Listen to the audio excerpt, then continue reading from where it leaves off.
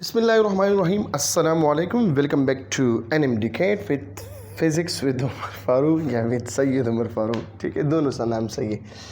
Acceleration क्या होता है? लास्ट लेक्चर में से हमने सीख लिया है distance, displacement, velocity. Now acceleration की बारी है तो हम कहते हैं rate change of velocity is known as acceleration.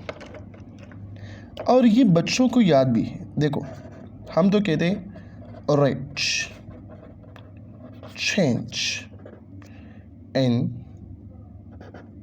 velocity is called acceleration। ये आप लोगों ने भी रटा किया है, मैंने भी रटा किया है, बहुत सारे लोगों ने इसको रटा किया है। लेकिन बेटा ये बहुत ज़्यादा इम्पोर्टेंट है। अगर मैं यहाँ पे इस तरह बोलूँ, अब गौर से मेरी बात सुनिए, ठीक है? Rate change of rate change in magnitude of velocity only। changes आ जाए सिर्फ magnitude of velocity,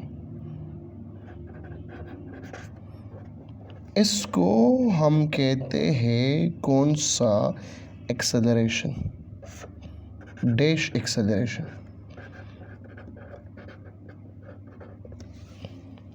या मैं कहूँ rate change in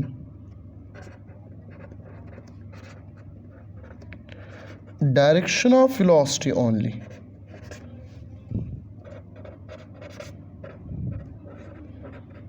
is called dash acceleration. अब बोलो शाबाश। अभी तक तो आप लोगों ने पढ़ा है rate change of velocity is called acceleration, लेकिन किस चीज़ में चेंजेस आते हैं? मैग्नीट्यूड में चेंजेस आते हैं या डायरेक्शन में चेंजेस आते हैं या दोनों में चेंजेस आते हैं? बोलो शाबाश शाबाश शाबाश। Rate change in magnitude of linear velocity is called linear acceleration। The change in direction of linear velocity only is called a radial acceleration, या इसको हम centripetal acceleration भी कहते हैं। ठीक है, समझना है दोनों पे बेटा। तो पहले इस पे समझो, जो ये वाला है, ये तो जनरल है, rate change in velocity. First इस पे समझने की कोशिश करें कि rate change in magnitude of velocity किस तरह आता है, जिसको हम लीनियर एक्सेलरेशन कहते हैं। गौर से सुने बेटा।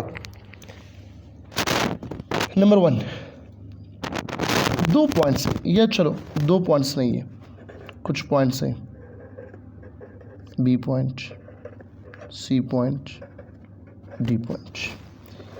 ये वेस्ट है और ये ईस्ट है। नज़र आ रहा है? ये ईस्ट नज़र नहीं आ रहा, चलो मैं यहाँ पे लिखवाऊंगा, ये ईस्ट है। एक बॉडी जा रहा है वेस्ट से ईस्ट की तरफ,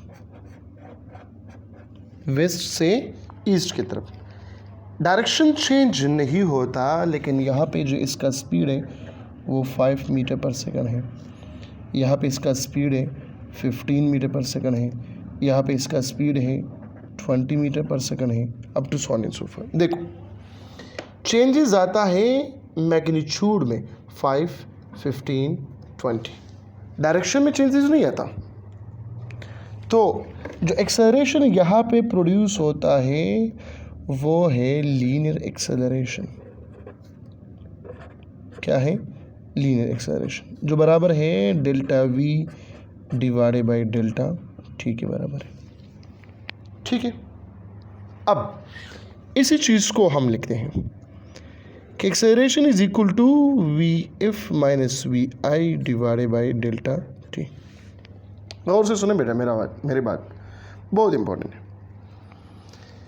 एक्सेलरेशन में बी पॉजिटिव, नेगेटिव, ज़ीरो, तो acceleration is equal to zero जब वेलोसिटी ज़ीरो होता है, ठीक है।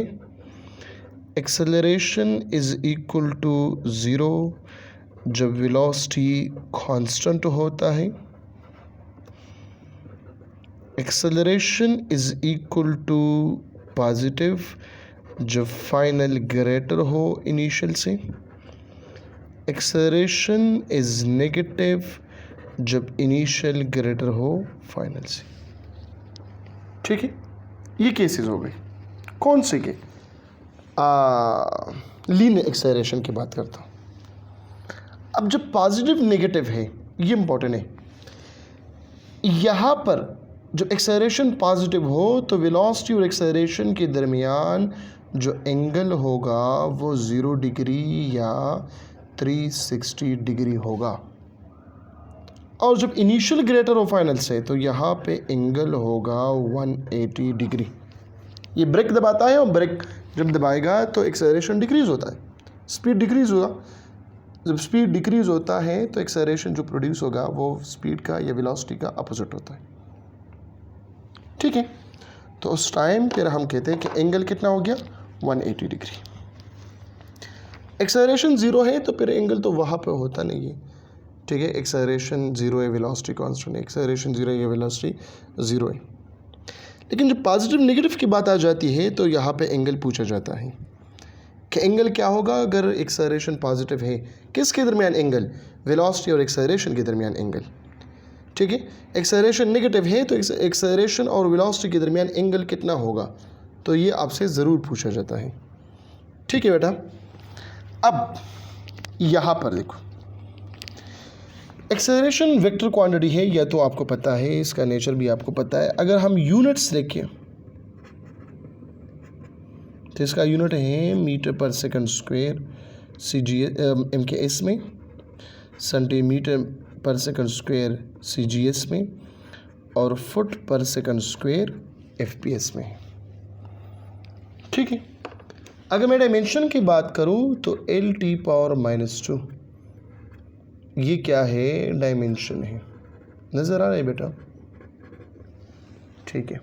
डायमेंशन ऑफ एक्सेलरेशन हो गया। कुछ समझ आ रही बात की कि नहीं आ रही? आ रही है समझ? तो ये फर्स्ट नंबर डिफिनीशन, ये वाला मैंने एक्सप्लेन कर दिया कि rate change in magnitude of linear velocity is called linear acceleration.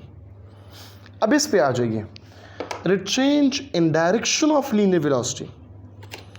Direction में चेंजेस आते हैं, तो डायरेक्शन में कैसे चेंजेस आते हैं? देखो यहाँ पे लिखता हूँ number 2, change in direction of linear velocity. देखो एक सर्कुलर मोशन मैंने ले लिया, यहाँ पे जो वेलोसिटी का डायरेक्शन है वो यहाँ पर इस तरह है, यहाँ पर इस तरह है, यहाँ पर इस तरह है और यहाँ पे इस तरह। हर जगह पे ये डिफरेंट होता है, हर जगह पे ये डिफरेंट है, हर जगह पे ये डिफरेंट है। जब हर जगह पे ये डिफरेंट है तो यहाँ पर देखें, ये भी ऑलवेज टुवर्ड मीन पोजीशन, ये भी ऑलवेज टुवर्ड मीन पोजीशन, ये भी ऑलवेज टुवर्ड मीन पोजीशन और ये भी ऑलवेज टुवर्ड मीन पोजीशन, ठीक है।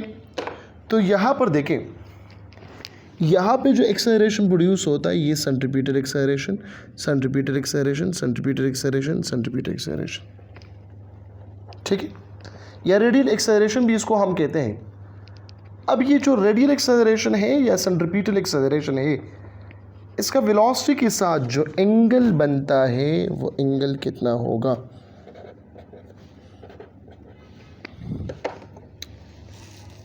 ये angle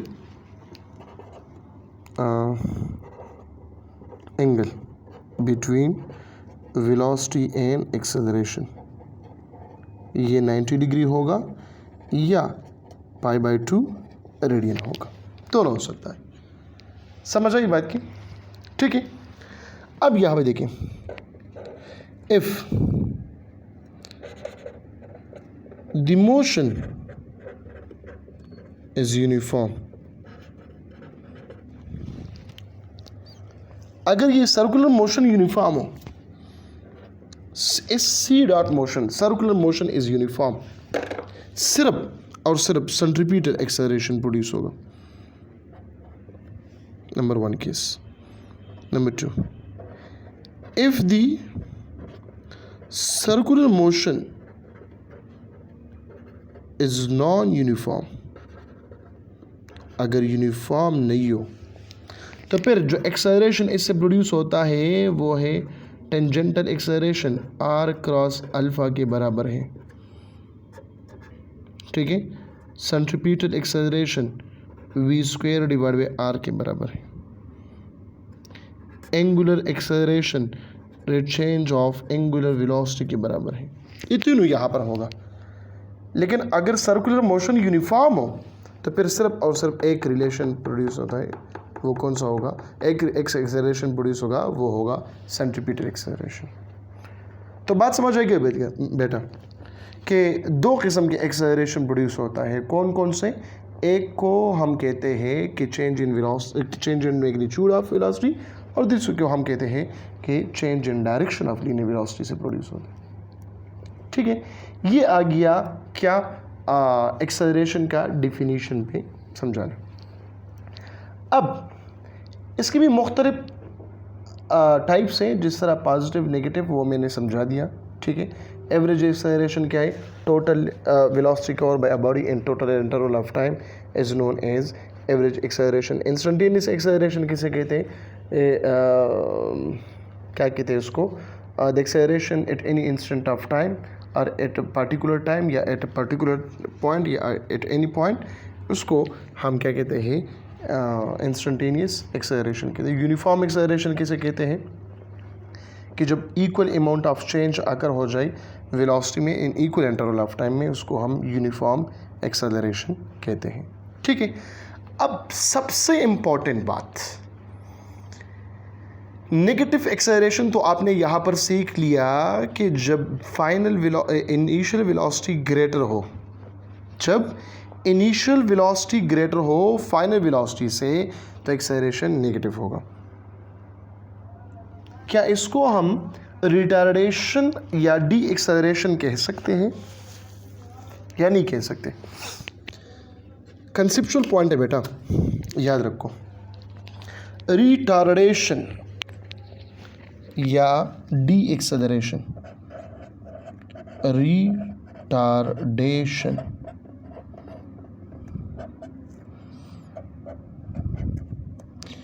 change in velocity variable with time.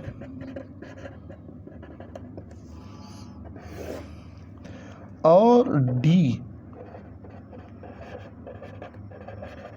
Acceleration uniformly changes अगर, uniformly changes occurs in what? Speed, velocity with time. It's called deceleration. Retardation और डिक्सेलरेशन positive भी हो सकता है, नेगेटिव भी हो सकता है। बेटा कैसे पॉजिटिव होता है, कैसे नेगेटिव होता है? ग्राफिकली एक्सप्लेन कर रहा हूँ। ये पॉजिटिव एक्स एक्सिस, ये नेगेटिव एक्स एक्सिस, ये पॉजिटिव वाई और ये नेगेटिव वाई। इस तरह ये भी positive X axis, negative X axis, positive Y axis, negative Y axis. अगर एक बॉडी इस डायरेक्शन में जा रहा हो, पॉजिटिव एक्स एक्सिस में, पॉजिटिव एक्स एक्सिस में, ठीक है, तो दो केसेस हो सकता है। If V F is greater than V I, तो एक्सेलरेशन पॉजिटिव होगा। If V I is greater than V F, तो एक्सेलरेशन नेगेटिव होगा। इस टाइम डी एक्सेलरेशन नेगेटिव होता है। डी एक्सेलरेशन क्या होता है? नेगेटिव होता है। ठीक है, लेकिन अगर ये बॉडी, मतलब इसको हम कहते हैं स्पीड डाउन कहते हैं, क्या कहते हैं, स्पीड डाउन पे एक्सेलरेशन नेगेटिव आ गया। लेकिन अगर ये नेगेटिव एक्स एक्सिस पे जाते हैं, हम कहते हैं if V F is greater than V I, तो यहाँ पे तो एक्सेलरेशन नेगेटिव आ गया, और if V I is greater than V F, acceleration positive आ गया। इस केस में भी ये स्पीड अप है लेकिन नेगेटिव डायरेक्शन में है, ये स्पीड डाउन है लेकिन अपोजिट डायरेक्शन में।